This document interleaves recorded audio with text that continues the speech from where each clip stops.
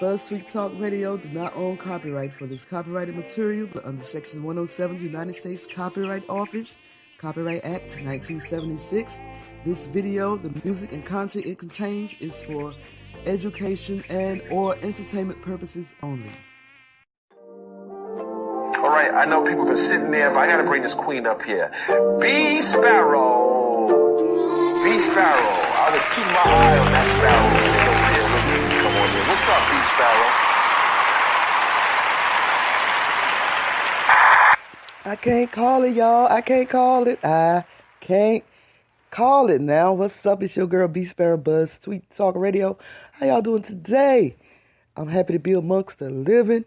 And if you're within the sound of my voice, I'm thankful that you are amongst the living too, y'all. Yes, so y'all know how it is. I go on to walk these internet streets and search for articles that maybe y'all want to hear, or maybe y'all get to learn something that y'all haven't learned before.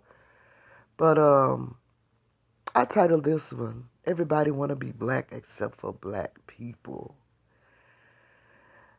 And no one wants to be black anymore except for everybody else that's not black.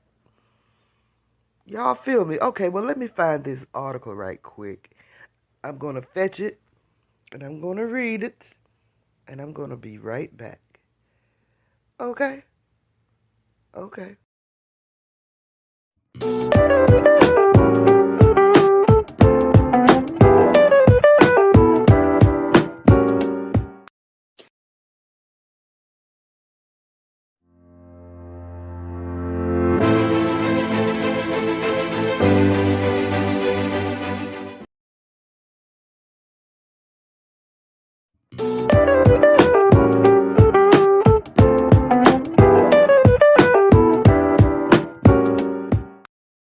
What is up, y'all? You're listening to BeeSparrow on BuzzzTweet Talk Radio.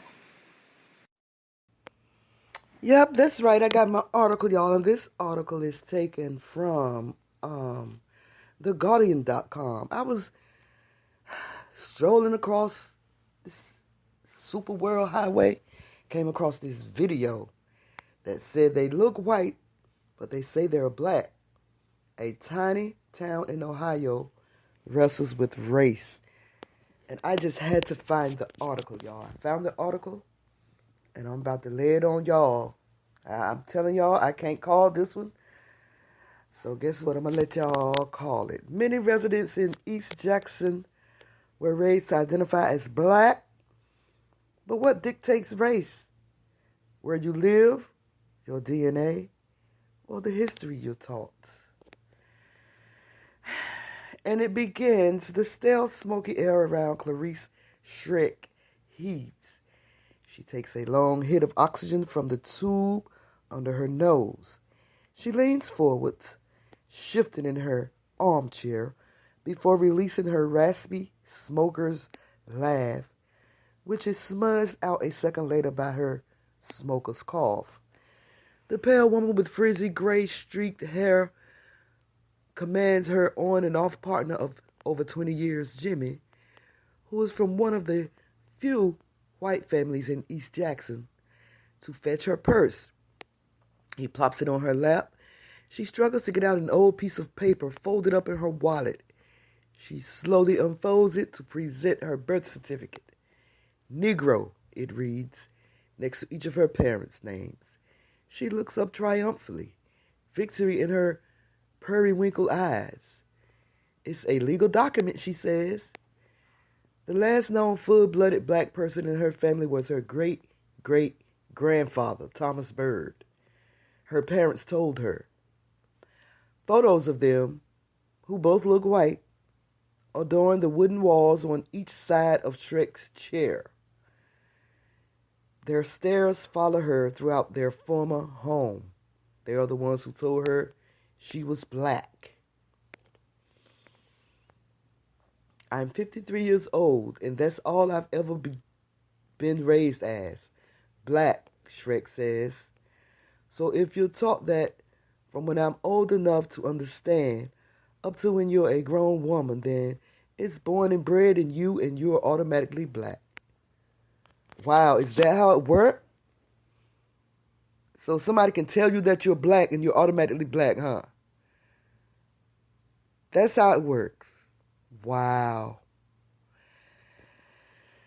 As first reported in the state of the reunion, most of Shrek's generation and the generations before her here in East Jackson, on the edge of Appalachian, Ohio, were raised to believe they are black. Never mind that they might register to most as whites by appearance, or that there is hardly a trace of black ancestry left in their blood. This inherited identity most East Jackson residents still cling to and fiercely protect is based on where they were born and who they were told they are. It comes from a history rooted in racism and an identity placed upon their ancestors, and now many of them without their consent. I got to read this again. At first reported in State of the Reunion, most of Shrek's generation and the generations before her here in East Jackson, on the edge of Appalachian, Ohio, were raised to believe they were black. Never mind that they might register to most as white by appearance, or that there is hardly a trace of black ancestry left in their blood. There is hardly a trace of black ancestry left in their blood. Today, Jesus, today. This inherited identity most East Jackson residents still cling to and fiercely protect is based on where they were born and who they were told they are. It comes from a history rooted in racism and an identity placed upon their ancestors, and now many of them without their consent. So East Jackson, according to this article, is essentially one long street. So these people don't have a trace of black blood in them, but yet they consider themselves black, got Negro on their birth certificate. Today, Jesus. Today. East Jackson is essentially one long street off the 335 highway after a stretch of green fields. There is no town center, just a cluster of dirt-paved driveways in front of derelict homes passed down from one family member to another. A stone bridge separates East Jackson from neighboring Waverly, a larger, mostly white town. So if these people are claiming to be Negro, on their birth certificate it says Negro, and their ancestry shows that there's not a trace of black, any more black in them, can they get reparations based upon their birth certificate? If we were to get reparations, will these people be eligible for reparations even though there's not a trace of black blood in them? But they claiming to be black, even their birth certificate says they're Negro.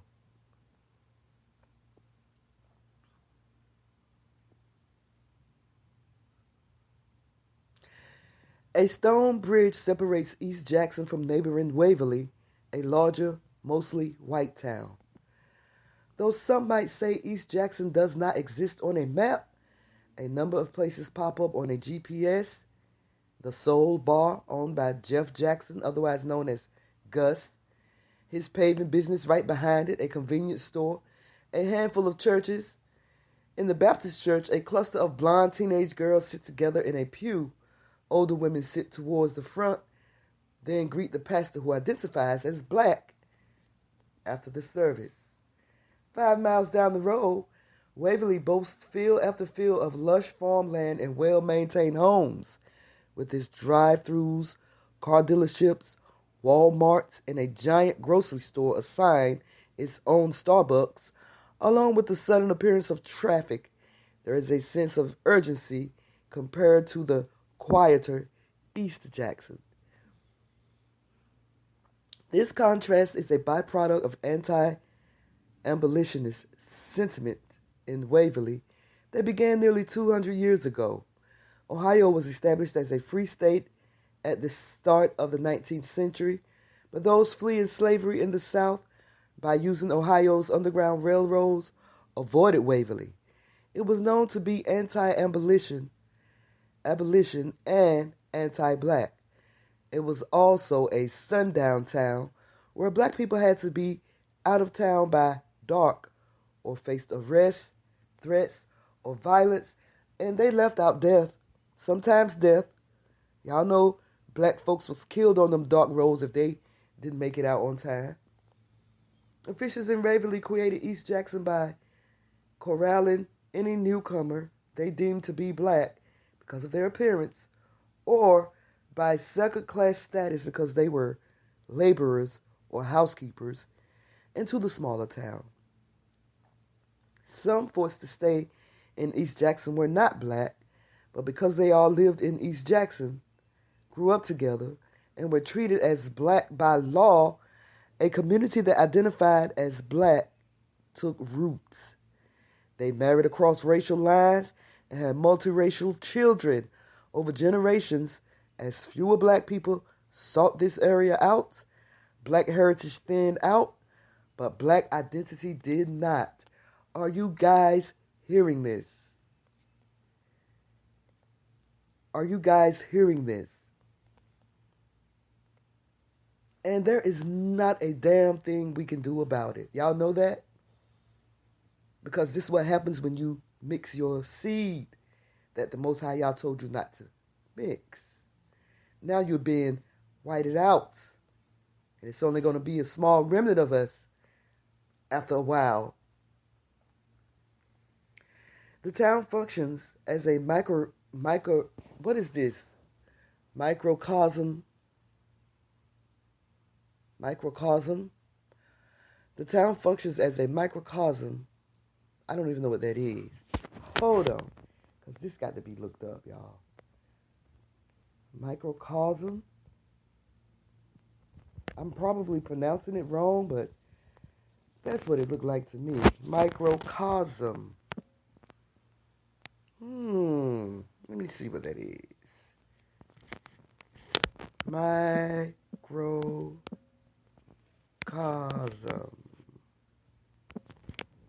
The definition of microcosm. Wait a minute, am I pronouncing it right? Microcosm. Yes, microcosm. A community, place, or situation regarded as encapsulating in miniature the characteristic qualities of features of something much larger. Humankind regarded as the epitome of the universe. Berlin is a microcosm of Germany, in unity as in division. The belief in correspondence between the universe and man, between microcosm and macrocosm. Wow. So anyway, that's the definition. A community, place, or situation regarded as encapsulating in miniature the characteristic qualities or features of something much larger.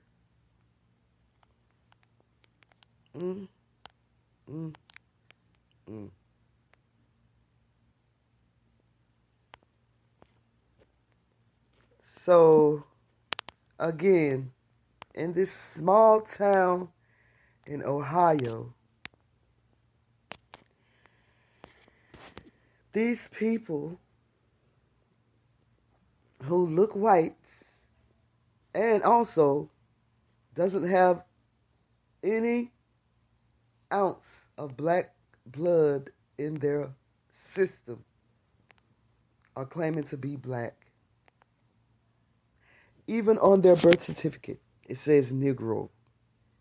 But if you look at these people, you don't see any trace of Negroid in them. again. Are they eligible for reparations if we were to get reparations? I remember we talked about this. We talked about how if we were to get reparations, how anyone can step up and say that they are black. We definitely talked about this.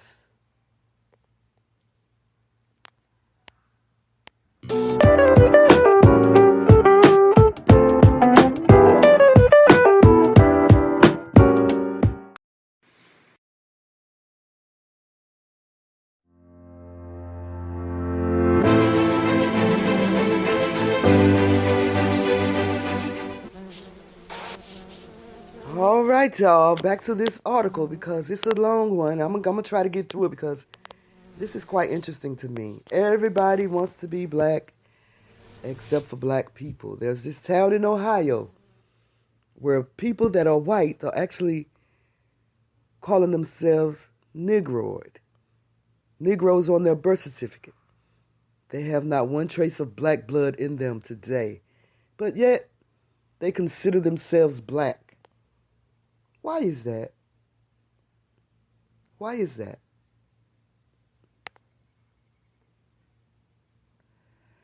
Back to this article.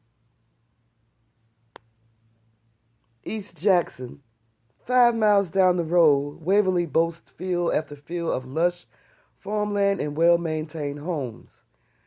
With its drive-thrus, car dealerships, Walmarts, and a giant grocery store, a sign, its own Starbucks, along with the sudden appearance of traffic, there is a sense of urgency compared to the quieter East Jackson. Officials in Waverly created East Jackson by corralling any newcomer they deemed to be black because of their appearance or by second-class status because they were laborers or housekeepers into the smaller town. Some forced to stay in East Jackson were not black, but because they all lived in East Jackson, grew up together, and were treated as black by law, a community that identified as black took root. They married across racial lines and had multiracial children over generations. As fewer black people sought this area out, black heritage stand out, but black identity did not. And that, y'all, is a perfect example of being whited out. The town functions as a microcosm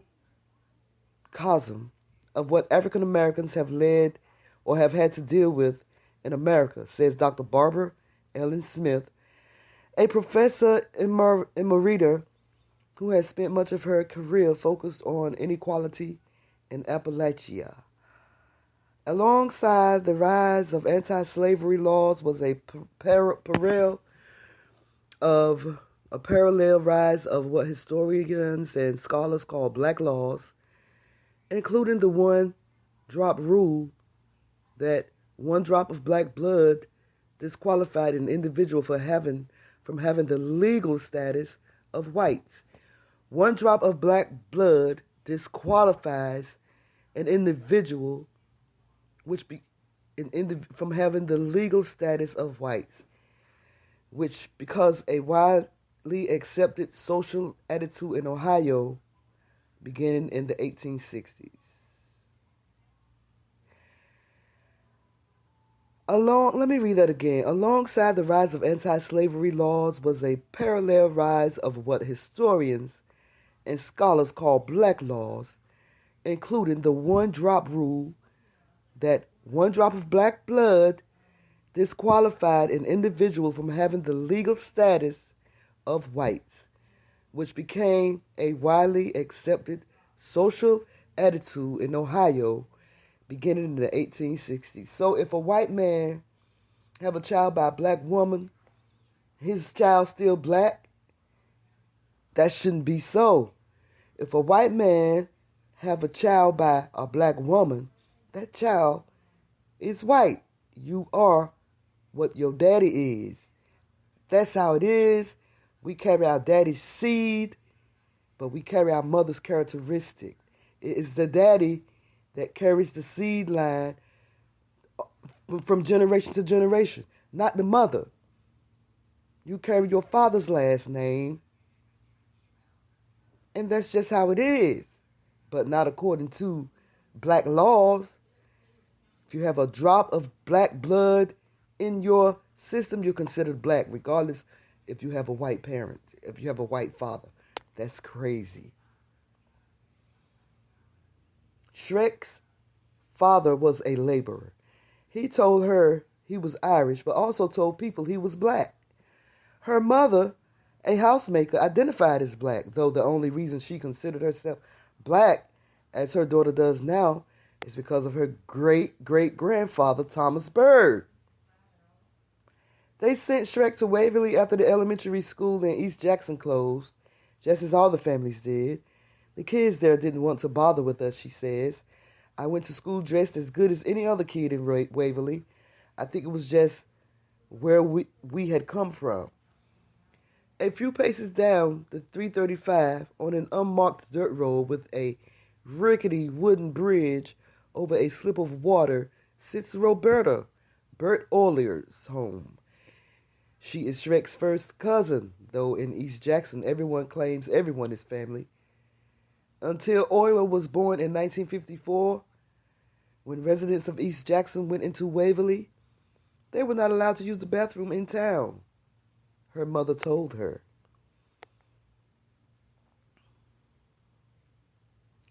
Oiler says when she was in high school in Waverly in the 1960s, teachers picked on students from East Jackson and seemed surprised when they answered questions correctly. Well, I guess you are pretty smart. That's what we got, Oiler snorts, the memory stringing nearly 50 years later. Or the memory stinging nearly 50 years later. Listen, why do they try so much to be oppressed like us? Why do they want to be us so much? Do you ever wonder? They had one black grandfather, who doesn't even look black, who claimed to be black, and now they call themselves black. Their great-great-grandfather. But today they don't have a trace of black in their blood.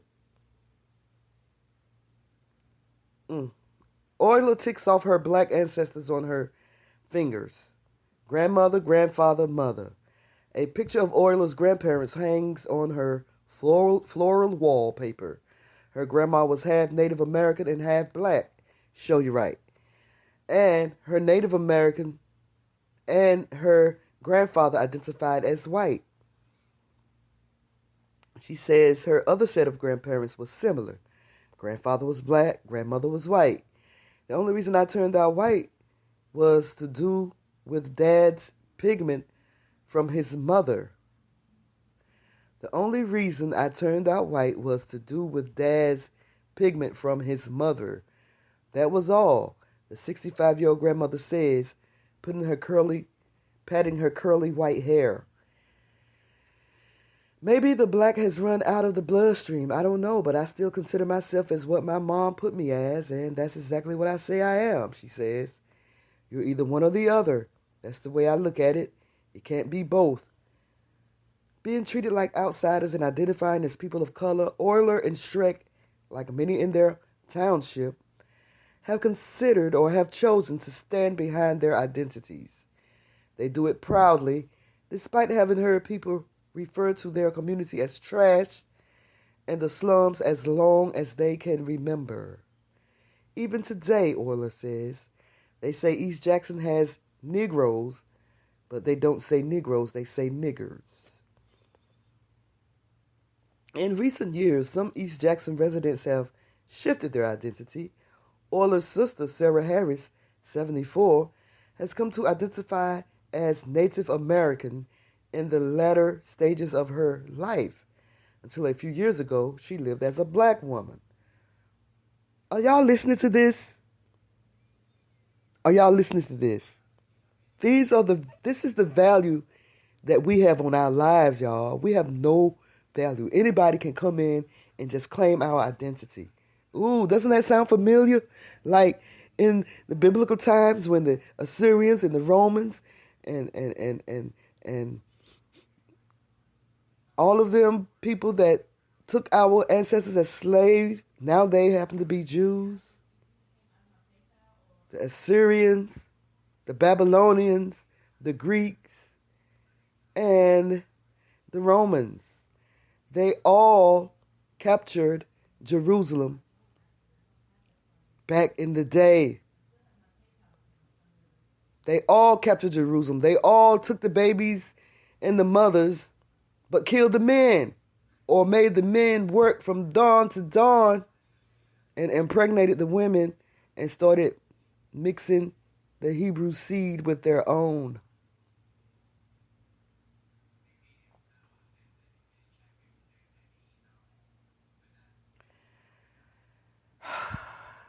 Harris's birth certificate notes her parents as dark, and that has been part of her reasoning for identifying as Catawba Indian. She has never obtained an identification card that proclaims her new status, even though she has never taken a genetic test to confirm it. I don't care what I am, it doesn't matter, Harris says. She looks over at her husband, Brad, sitting in front of the television, who has generally been quiet for the past 5 years after suffering a stroke. I married a black man, didn't I? She says, walking over to her partner for nearly 60 years and planting a peck on his lips. Brad is paler than most residents in East Jackson and would easily pass as white, but he is from a prominent family in the community which has identified as black since anyone can remember. If you had a kid in East Jackson, they were black, Harris said. But of her 8 children, only 3 still identify as black. 4 others, like her, identify as Indian. And her son Jeff, who dons a dusting of freckles and red afro, identifies as white. Euler has a daughter, Janelle Hines, who identifies as mixed. I never connected myself to East Jackson because they will never have given you a chance, says Hines, 35, adjusting her blonde ponytail. I had a friend in high school, and I really, really wanted her to come out here, Hines says. At first, her parents were okay with it until they found out where I lived.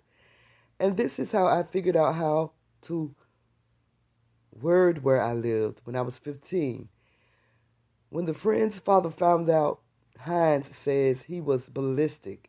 She knows this because she was on the phone with her friend while he screamed profanities and used the N-word. You are not going up there and being raped or killed or strung up, she recalls him saying. Orla's other daughters, Hines' youngest sister, identifies as white and moved away from East Jackson. Shrek also has one daughter who identifies as black and one who identifies as white. She says, sitting in her usual chair with her walker and oxygen tank next to her. As if on cue, the front door creaks open and Shrek's 36-year-old daughter, Carlotta Hickson, walks into the sitting room with her 17-year-old daughter in tow. The older mother and daughter pair share similar features, thick, frizzy hair, brown eyes, and olive complexions. Shrek's younger daughter, Allison Lewis, probably has gotten further in life, Hickson admits, because by the time the two were in Waverly for high school, her sister was identifying as white. When classmates asked why one sister identified as black and the other white, the younger sister would tell them they had different fathers, even though it was not true. The next day, Allison visits her friend in East Jackson. She lives a few miles east of her old home and lets it be known she is a resident of Beaver. I was about 12 and I decided I was going to be white regardless, so I told everybody I was white. Allison continues, glancing over at her mother. Look at my eyes, she demands. They're blue. I'm not black. And neither are your parents, dear. And neither are your sisters, nor your brother, and anybody else. Anyway, sorry, y'all. Back to the article. Shrek's mouth is clamped as she tries to let her daughter speak, but she can't hold it in. What's wrong with being black? She asks her daughter. Nothing wrong if you're black, her daughter retorts. Great answer. There's nothing wrong with being black if you're black. But these people are not black. Clearly, they are not black. And who's letting this go on? Why is this going on? Your parents weren't black, Ellison reminds her mother. They went by black even though they weren't black. To me, that would be denying my parents and my heritage, Shrek says. They go back and forth for minutes before Shrek ends their argument with a refrain commonly heard among the older generations in East Jackson. You can be what you want to be, and I will be what I want to be. Wow, it's simple as that, y'all. Anybody can be black. Anybody can be black. Anybody can pass as black. This is a perfect example of us being whited out, y'all. This is a perfect example of us being whited out. Yet we keep right on. We keep right on. I don't know what to say. I don't know what else to say, but I'm going to go ahead and let y'all call it.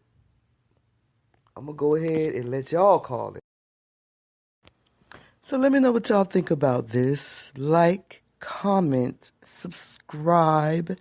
Not just to my YouTube channel, but come on over here to my podcast on Spreaker.com. BuzzzTweet Talk Radio. Follow me there. And in return, I'll do the same. It's your girl, BeeSparrow. BuzzzTweet Talk Radio. Holla at y'all, girl. Okay? Okay.